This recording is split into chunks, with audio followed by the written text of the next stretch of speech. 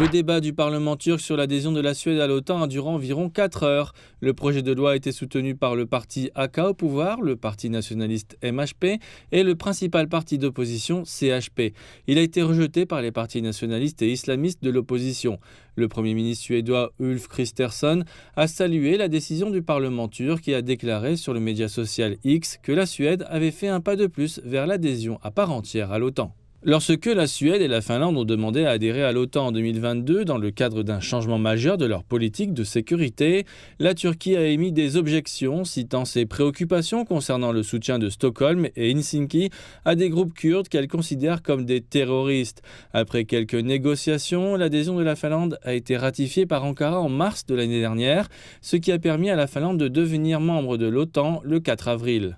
Afin de répondre aux préoccupations de la Turquie, Stockholm a présenté en 2023 un nouveau projet de loi antiterroriste qui criminalise l'appartenance à une organisation terroriste. La Suède et la Finlande ont également levé certaines restrictions sur les armes imposées à la Turquie. Parallèlement, Ankara s'attend à ce que le Congrès américain approuve la vente de 40 avions de combat F-16 après avoir approuvé l'adhésion de la Suède à l'OTAN. Ce dossier a été abordé lors de la récente visite du secrétaire d'État américain Antony Blinken à Istanbul.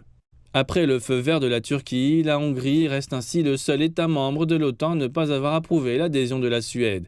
Le Premier ministre hongrois Viktor Orban a annoncé mardi qu'il avait invité son homologue suédois à négocier l'entrée de la Suède dans le bloc.